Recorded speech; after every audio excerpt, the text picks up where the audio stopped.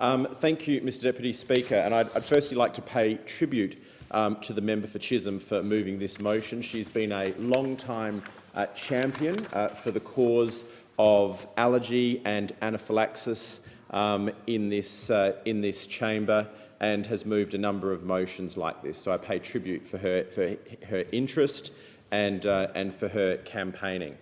As a number of previous speakers have said, the incidence of food allergy and anaphylaxis has increased dramatically over a generation, and the scientists have some theories but no definitive answer as to why. There have been proposed explanations which have not yet been proven, whether it's due to people having less exposure to infections in early childhood. That's the hygiene theory. Whether it's due to a delayed versus early introduction of allergenic foods such as egg, peanut or tree nuts. Whether it's due to the food chain and food processing, or whether it's a developing of allergy to food by skin exposure, such as the use of unrefined nut oil-based moisturisers.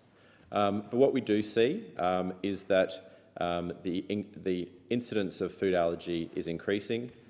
It affects 10% of children up to 1 year of age, between 4 to 8% of children aged up to 5, and approximately 2% of adults. Like the member for Chisholm, I've also had a child who was diagnosed with food allergy, and he was diagnosed with a peanut allergy at a very young age. And we had a number of meetings with a specialist. Of course, went through what all parents who have a child with allergy go through, which is wanting to make sure that the processes are right at the school, the processes are right at school camps, processes are right at organisations like Scouts. We've been quite lucky in that while it appeared his allergy had a serious skin reaction, there was no anaphylaxis, and actually he's responded to a challenge and is now able to eat peanuts.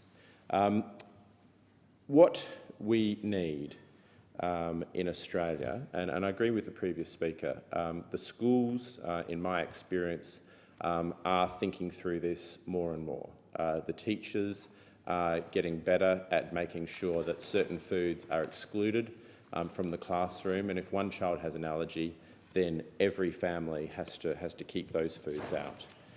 We're seeing better training of teachers so that they're aware of what needs to be done. But there's still a lot more that we can do.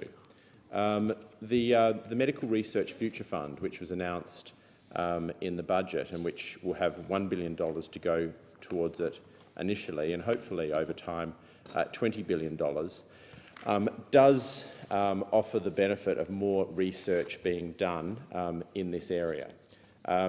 It's important that we do continue to find what is causing the increase in food allergy, and also what can be done in terms of children who have the potential with strict avoidance to actually grow out, as it were, of this condition.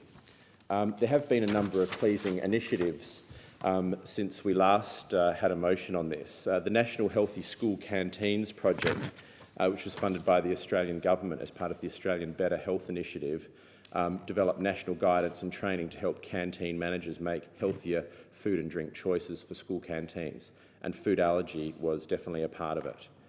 Food allergy needs to be diagnosed by a specialist, and if someone does have an allergy, then strict avoidance of the food is extremely important. So there are guidelines and resources for school canteens across Australia, drawing on existing material and the Australian dietary guidelines. There's also an allergen collaboration as well, which is a food allergen portal, which provides different sectors in the community, people in the food industry, health professionals and schools, with links to best practice food allergen resources and key messages to promote in the different sectors. But this is an important issue, and I wanted to really commend the member for Chisholm for raising this issue.